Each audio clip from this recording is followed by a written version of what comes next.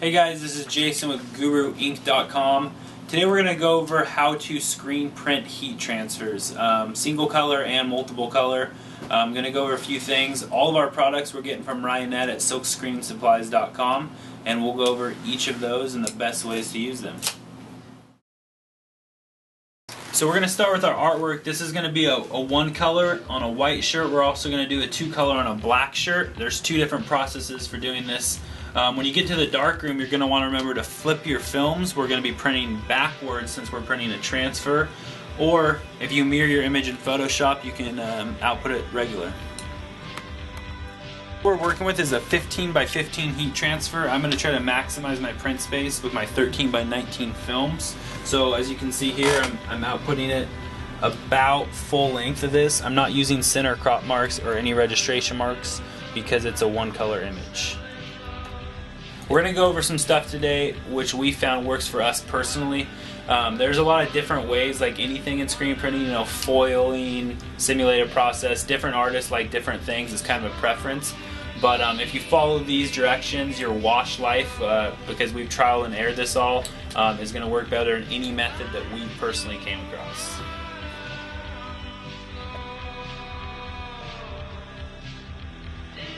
The important process here, the really important step, remember to flip your screen. So generally you would have these burn regular, but we're going to do a negative because we're doing a transfer. So that's important. I'm sure you'll screw that up sometimes, but it's just important to remember to flip them.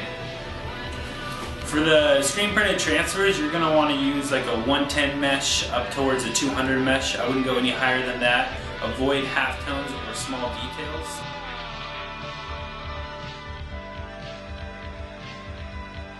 Just like any other screen, we're going to just wash it out normal and let it dry.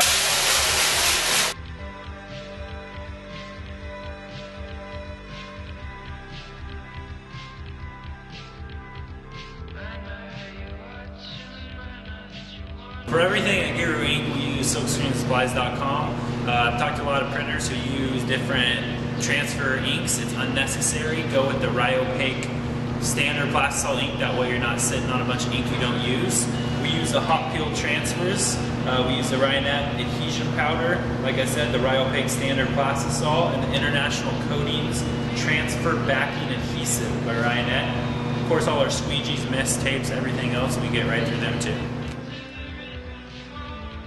You'll notice the Ryonet logo on one side, all white on the other. This is your print side. You're going to want to run it through the conveyor dryer before you print. This is going to prevent shrinking if you have to flash, and if you don't have to flash on a single color design, you're still going to want to do this. It's going to help with the curing process. So as this comes out, you can do a few hundred of these at a time if you want and have someone catch them. We like to run them through the day we get them, and then they're good for weeks or months. It's important to remember on this process just to run them through like you were curing a shirt, 300, 320 degrees. Before we start printing, after you've ran all your transfer paper through, we're going to speed our dryer up. We want these to be curing about 240 to 280 Fahrenheit.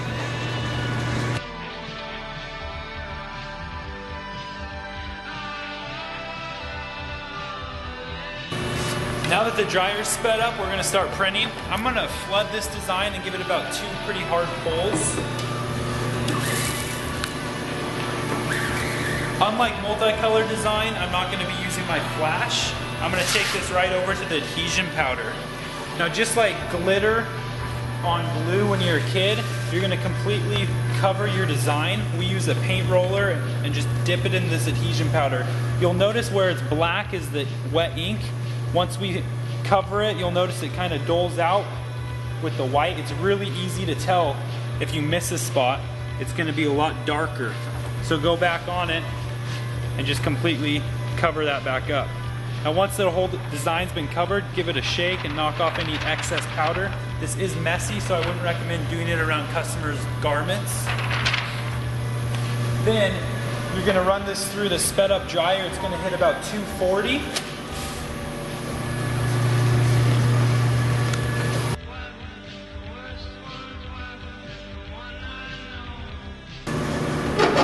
I like to preheat my garment just for a few seconds to get any wrinkles or moisture out. You You're gonna wanna use medium to heavy pressure. We're gonna take this heat transfer, put it about 2 to 3 fingers down, and at 350 Fahrenheit, we're gonna apply for 15 seconds.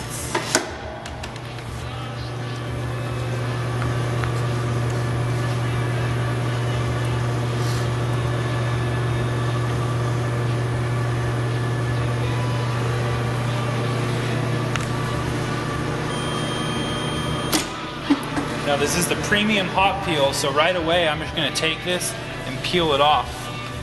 You'll notice that I don't have any leftover ink.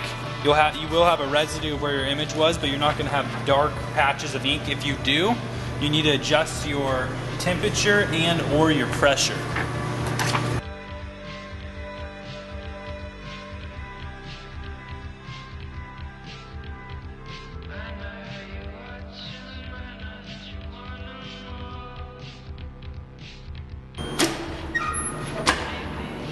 So what's cool about these transfers, we've had customers with 3 or 4 print locations. We fit them all on one transfer.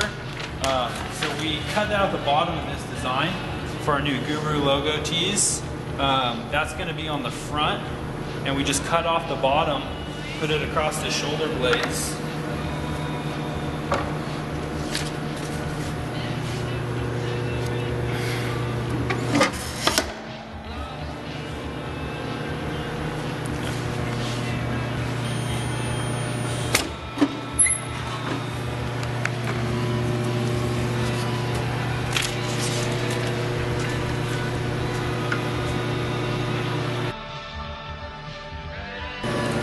Once these transfers have been ran through the conveyor, they're good for like 2 years.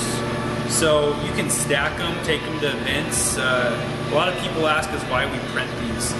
We have some customers who order 1,000 shirts a year from us, but some days they only need 3 with the same design. So we print 400 or 500 of these at a time and store them in a customer file, and then heat press them on demand. Another cool thing is for live event printing, so your customers or you aren't sitting on 500-600 printed shirts. These are a lot cheaper than printing on a t-shirt.